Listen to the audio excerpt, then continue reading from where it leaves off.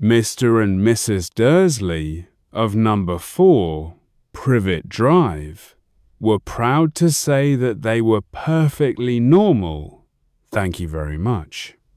They were the last people you'd expect to be involved in anything strange or mysterious, because they just didn't hold with such nonsense. Mr. Dursley was the director of a firm called Grunnings, which made drills. He was a big, beefy man with hardly any neck, although he did have a very large mustache.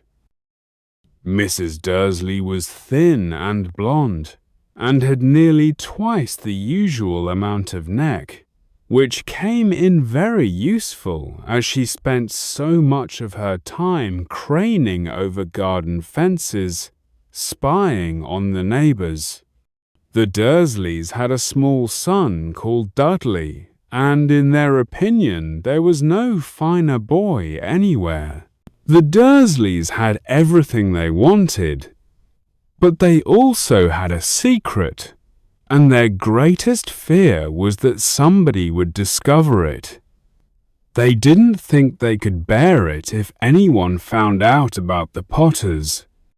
Mrs. Potter was Mrs. Dursley's sister, but they hadn't met for several years.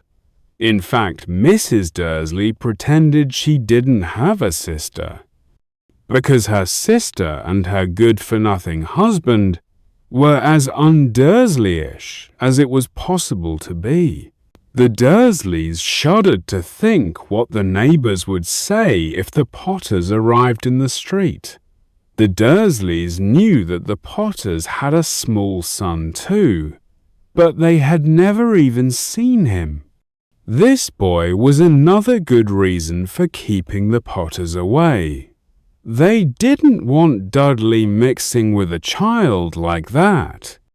When Mr. and Mrs. Dursley woke up on the dull, grey Tuesday our story starts, there was nothing about the cloudy sky outside to suggest that strange and mysterious things would soon be happening all over the country. Mr. Dursley hummed as he picked out his most boring tie for work, and Mrs. Dursley gossiped away happily as she wrestled a screaming Dudley into his high chair.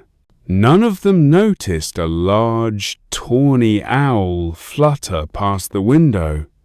At 8:30, Mr. Dursley picked up his briefcase, pecked Mrs. Dursley on the cheek, and tried to kiss Dudley goodbye, but missed, because Dudley was now having a tantrum and throwing his cereal at the walls. "Little tyke," chortled Mr. Dursley as he left the house. He got into his car and backed out of number 4's drive.